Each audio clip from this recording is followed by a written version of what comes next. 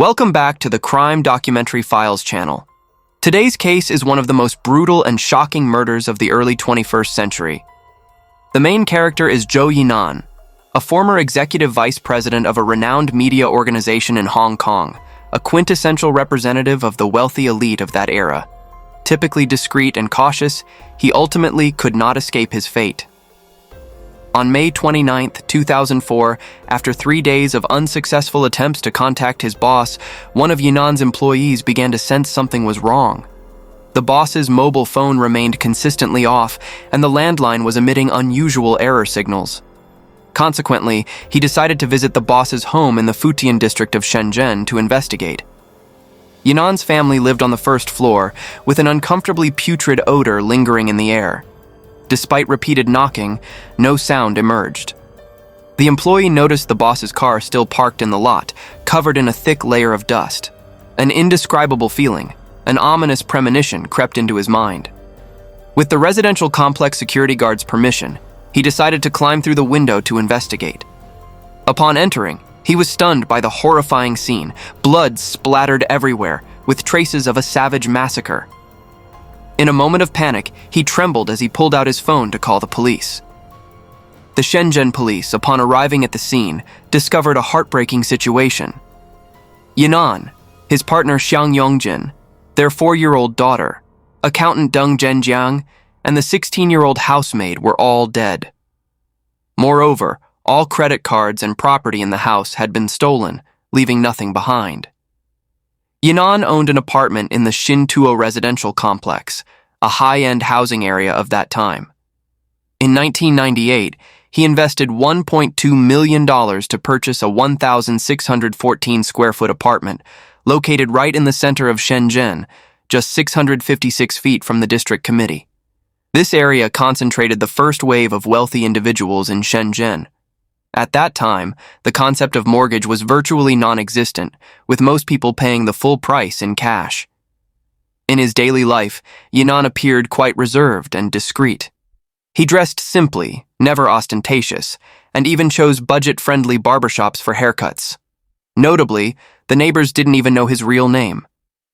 Because Yong Jin would introduce her husband as around 50 years old and named Huang, Yinan's true identity remained almost completely hidden. Many people began to suspect this was not an ordinary robbery and murder. The fact that a 4-year-old child was killed suggested a deep-seated revenge plot. What kind of profound hatred could someone have to want to wipe out an entire family? To understand this, let's explore Yinan's background. Yinan seemed like a person who went with the flow, making it difficult to determine whether he created his wealth or wealth chose him. In 1983, after graduating from the Beijing Postal and Telecommunications Academy, he was assigned to the production department of the advertising division at China Central Television, a field with uncertain career prospects at the time. Thanks to his diligence, reliability, and the advertising market's explosive growth, Yinan was quickly promoted. From an ordinary employee, he became the department's assistant manager, and later the deputy manager. Despite reaching a high position, Yinan maintained an extremely cautious demeanor. His friendly and skillful personality allowed him to consistently complete tasks without making any mistakes in the complex relationships of the advertising industry. To his colleagues, Yinan embodied trustworthiness and safety, qualities highly valued in a competitive work environment. In 1986, through an introduction, Yinan married Zhou, a nurse at the Beijing Obstetrics and Gynecology Hospital. Compared to Yinan, his wife was a woman who didn't focus much on makeup, but was incredibly dynamic. Her personality was completely opposite to Yinan's reserved nature. She was always comfortable socializing, loved conversations, and brought a lively atmosphere to their relationship. In 1990, the advertising department of China Central Television decided to send Yinan to Hong Kong to expand the international market. In 1993, Yinan joined Huaying International under the Central Television while continuing to manage Zhongguang International. For him, work between Hong Kong and Beijing proceeded consistently, with few differences. During this period, Yinan had to continuously move between the two cities, connecting business relationships and opportunities. The year 1999 was truly a critical turning point in Yinan's life when he left the two media organizations. For the first time, he faced a completely new and different business experience. Yinan registered his own advertising company, but unlike previous years, no one was waiting to collaborate with him. Business pressure became an invisible net enveloping his life. Not long before the murder, Yinan shared with friends about his business difficulties. He decided to terminate all operations, planning to sell the house and car in the Xintuo area and return to Beijing, like an escape from the pressures surrounding him. Deng Zhenjiang, the accountant who always accompanied Yinan, had a completely different perspective. He had often told his family that the business was becoming increasingly smooth, even planning to return home and quit in July. But he probably never imagined that just a short month later, he would not only fail to return home, but would also lose his life. Would the troubles Yinan mentioned be the reason that led to the tragedy of his family? Through investigation, the police discovered that Yinan's wealth accumulation was not complicated. Although the business seemed less than promising, it had not yet reached a point of generating hatred severe enough to eliminate an entire family. On the contrary, his marital and emotional life seemed to harbor even deeper mysteries. The person killed alongside Yinan was Yong Jin. Initially, the police identified her as his second wife, but subsequent investigations revealed that Yinan had not actually divorced his first wife. Therefore, she was simply referred to as his girlfriend. In the eyes of her neighbors, Yong Jin left a profound impression as a beautiful, vibrant woman who loved to laugh, speaking with a distinctive Sichuan dialect. Born in 1976 in Hongshin Village, Liujiang Town, Hongya County, Sichuan Province, she was 21 years younger than Yinan. She had one brother and two sisters. When she was 3 years old, her parents had a fierce argument. The next day, her mother mysteriously died at home. Because of suspicion of spousal murder, her father, Xiang Wenbin, was detained. The 4 children suddenly became almost orphans. Although Xiang Wenbin was released 3 years later due to insufficient evidence, those years were spent being raised by aging grandparents, occasionally supported by relatives. All the children dropped out of school after primary education. After graduation, Yong Jin worked various jobs. She endured many hardships but earned little money. At 16 to 17 years old, she began thinking about going to big cities to try her luck. At this point, she had become beautiful, turning heads wherever she went. In the years that followed, Yong Jin wandered through Beijing, Shenzhen, and other large cities, but no one knew exactly what she experienced during that time. Late in 1998, through introductions from friends and relatives, Yong Jin met Yang Wen, a bus driver in Hongya County who had recently divorced and had a child. By April of the following year, they married. After marriage, their relationship was not good, with frequent arguments. In the summer of 2001, Yong Jin gave birth to a daughter, but just 6 months after the birth, she went to Shenzhen to learn beauty techniques. Afterward, even when she returned home, she would only stay for about 10 days before leaving again. This naturally raised her husband's suspicions. Yang Wen tracked her down to the address where she had borrowed milk for her child and unexpectedly encountered Yinan. On February 20th, 2002, they finally divorced by mutual agreement. In fact, Yong Jin had known Yinan since her earlier years working in Beijing. Perhaps because she couldn't secure a stable life, she had returned to her hometown to marry. Shortly after giving birth to her child, Yinan contacted her again.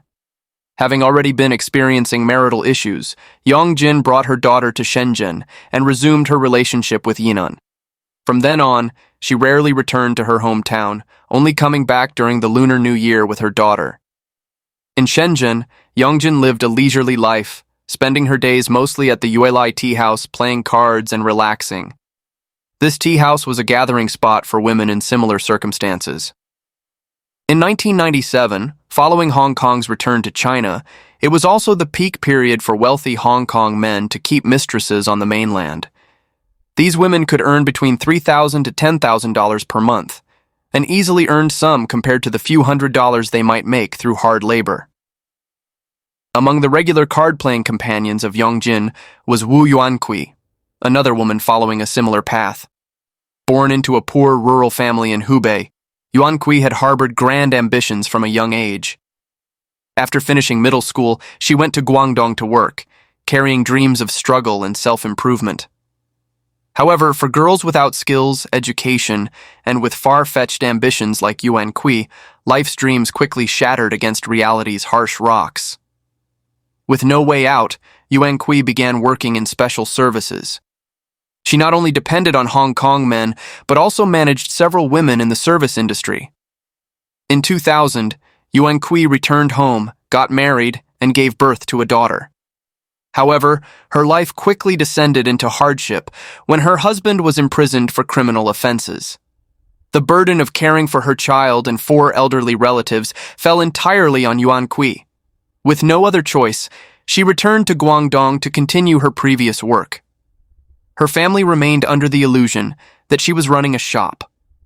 Over nearly a decade in Guangdong, Yuan Kui lived in various cities, from Guangzhou to Dongguan. However, she lacked the natural attributes for her profession. Her skin wasn't fair enough, her figure not attractive enough. The men in her life were like passing travelers, swift and transient, one quickly replacing another. In 2003, Yuan Kui appeared in Shenzhen and began a relationship with a married Hong Kong man. This man consistently provided her a fixed monthly allowance. Beyond this, Yuan Kui had virtually no other significant income. For Yuan Kui, aside from pleasing her Hong Kong boyfriend, each day was dedicated to leisure. Playing cards at the tea house became her most enjoyed pastime, a space to escape life's pressures. Quickly, she became familiar with Yong Jin, a regular at the tea house. Around the Lunar New Year, Yuan Kui and Yong Jin would frequently visit each other's homes to play cards. Sometimes Yuan Kui would even help look after Yong Jin's child. The little girl would affectionately call her Aunt Xiao when she saw her. Yong Jin was open and relaxed. Even losing thousands of yuan in a card game, she remained remarkably calm, simply saying, "There's always next time." She loved boasting to her friends about her husband's new purchases or investment projects. In contrast, Yuan Kui had not managed to acquire a house even after many years. With the same background and experiences, Yong Jin seemed to have drawn the lucky card, beautiful and quickly attaching herself to a wealthy man. She married early, had a family with 2 luxury cars, and even employed a housekeeper. Yuan Kui, on the other hand, had ordinary looks that only deteriorated with age. On several occasions, she directly witnessed the profound love between other men and their wives and daughters. These moments were like salt rubbed into her personal wounds, causing her intense jealousy. She often confided to her friends, "You must find a wealthy man to support you in the second half of your life." This statement was like a prayer, a yearning for protection in an incomplete life. Caught between her lucky friend who provoked her jealousy and the Hong Kong lover preparing to leave her, Yuan Kui was like a boat amidst churning waters. Her Hong Kong boyfriend, Mr. Huang, had not given her money for months because he found her insufficiently attractive. This rejection was like a smoldering fire, slowly and violently burning in Yuan Kui's heart.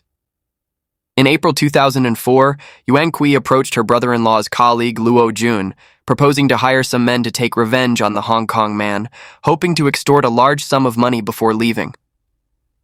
Luo Jun was also an immigrant in Shenzhen. He was wanted for embezzling company assets and had fled to Shenzhen to hide. Upon hearing Yuan Kui's plan, they immediately found common ground. However, the problem lay with the Hong Kong man himself. Previously, he had perceived Yuan Kui as greedy and unscrupulous in her money-making attempts, which made him cautious. Friends had warned him about potential kidnapping, and though he didn't fully believe it, suspicion had taken root. This made it difficult for Luo Jun and his associates to find an opportunity to act. Impatient, Luo Jun said to Yuan Kui, "Do you know any rich households? Instead of waiting like this, why not rob a wealthy home?" At that moment, Yuan Kui immediately thought of Yong Jin, and Yong Jin remained completely unaware, without any suspicion of her card-playing companion still frequently inviting her to play cards at home.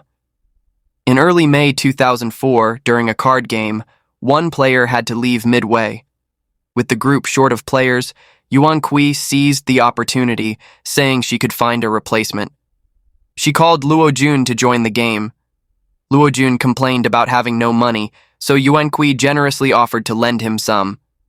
Thus, in this card game, 3 people sat together for the first time. From 8 p.m. until late into the night, when parting, Luo Jun turned back to look at the house. He noticed the first floor had no railing and thought to himself, "Half the job is already done." Next, Yuan Kui played the role of an underground agent, beginning to track the Huang family's daily habits. Luo Jun continued to pretend to play cards as a cover for reconnaissance. During this period, they encountered the homeowner several times, the man Yong Jin always referred to as a good husband. The man seemed simple and straightforward, barely wanting to engage in conversation. Luo Jun couldn't gauge how wealthy the family was, feeling slightly discouraged. After playing cards for 2 more weeks, he returned to his hometown of Zhenchao in Hunan province.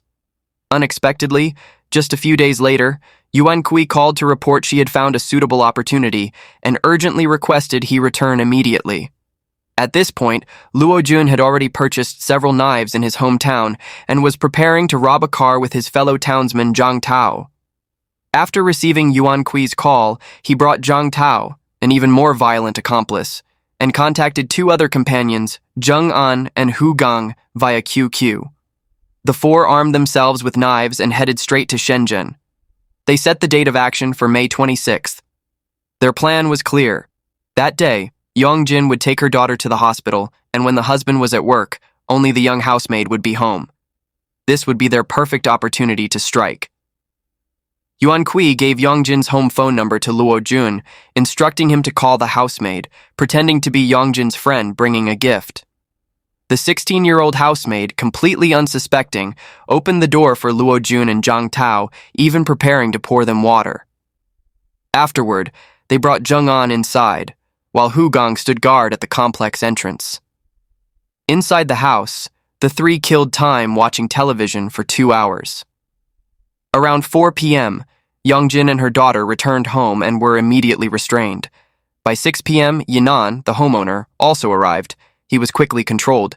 He attempted to say something but was immediately gagged. Neither of them resisted. Around 7 p.m., Hu Gang and Zheng An began searching the occupants, finding multiple bank cards, mobile phones, 3,800 yuan, about $460, in cash, and 620 Hong Kong dollars, about $80. At 9 p.m., Zhang Tao called Luo Jun, handing over the bank cards and passbooks. Luo Jun subsequently withdrew 5,000 yuan, about $600, from Yong Jin's card at a nearby ATM. At 11 p.m., the last resident, Deng Zhenjiang, the company accountant, also arrived. They applied the same method. However, this time they encountered resistance. They knocked Deng to the ground, kicked him forcefully, and struck the back of his head with a hammer. The elderly accountant, exhausted by age, quickly collapsed. Afterward, Zhang Tao called Luo Jun, requesting he return to retrieve 2 additional bank cards found in the bedroom. On one of the cards belonging to Yinan, Luo Jun was shocked to discover a balance of over 6 million yuan. He immediately reported this to Zhang Tao, but the response was grim. The old accountant was already dead. Monday Man was actually Zhou Yinan, who was tied down on the floor. He was extremely cautious when moving between mainland China and Hong Kong, even communicating with his mistress using the alias Huang. In reality, Yinan could truly be called a wealthy man of that era. In Shenzhen alone, he owned 4 properties including Trust Garden, a Mercedes-Benz, and a BMW, an advertising company with a registered capital of 2 million yuan and total assets worth over 30 million yuan. Who could have known that his mistress would cause his entire world to collapse completely? Yong Jin would unknowingly become the bridge between 2 social classes that were never meant to intersect. Since the housemaid knew Luo Jun, they discussed how to handle the situation next. Finally, Zhang Tao decided to kill everyone. In his view, with one person already dead, there were no other options. Luo Jun tacitly agreed with this decision. The situation began to develop in an uncontrollable direction. They divided tasks. Zhang Tao and Zheng An would handle Yinan and the housemaid, while Hu Gang would deal with Yong Jin. In later testimonies, apart from Zhang Tao, the others tried to justify their actions. Zheng An reported that when he saw Yinan lying on the ground in extreme pain, he stabbed him twice in the neck. Hu Gang said, "They asked me to kill the caretaker, but I couldn't. They asked me to kill the child, but I said I couldn't do that. I didn't want to kill anyone." When Hu Gang killed Xiang Yong Jin, he wanted her to appear dead because he was afraid he would be killed. Zhang Tao gagged her and used a piece of cloth to strangle her. After everyone had been killed, only the 4-year-old daughter of Yong Jin remained. Previously, they had discussed how to handle the child if they needed to eliminate witnesses. Luo Jun and Yuan Kui, both having daughters, argued that they couldn't touch a child. But Zhang Tao said, "We've come this far. Although I can't bear to do it since no one else wants to act, I'll have to do it." He then took a long strip of cloth, wrapped it around the child's neck, and suffocated her while she slept. A few days after the crime, the incident was discovered. During this time, the 5 perpetrators used the stolen bank cards to purchase valuable items like gold bars, diamond rings, cameras, and other valuables at several large shopping centers in Shenzhen, spending 630,000 yuan in a single day. After selling these items, the cards were handed to Zhang Tao for safekeeping. He withdrew 7,000 yuan, about $850, from ATMs on May 28th and 29th, 2004. The others were also given thousands of yuan. Afterward, they began to flee. Yuan Kui ran to Dongwan and tried to pawn stolen goods at a pawn shop, but failed for unknown reasons. Based on on-site and personnel investigations, the police quickly identified Yuan Kui. She became the first to be arrested and quickly helped track down all the perpetrators. Using mobile phone locations, police arrested Zhang Tao and Luo Jun at a guest house in Yichang, Hubei province, where they were planning to return to their hometown before fleeing. Hu Gang, who had run the furthest, felt unsafe after escaping to Beijing and took a train to Hohhot. When passing through Zhangjiakou Station in Hebei province, he felt uncomfortable, got off the train, and stepped out of the railway station. He was then arrested by police and brought to justice. All 5 criminals were caught within 30 hours. On September 13th, 2004, they were all publicly tried at the Shenzhen Intermediate People's Court and sentenced to death. Except for Yuan Kui, the others did not appeal. Yuan Kui continuously cried and begged to be spared the death penalty, but the court determined she was the mastermind and must bear responsibility for the entire crime. And that is today's case. What are your thoughts about this case? Please share in the comments below. Thank you for watching, and we'll see you in the next video.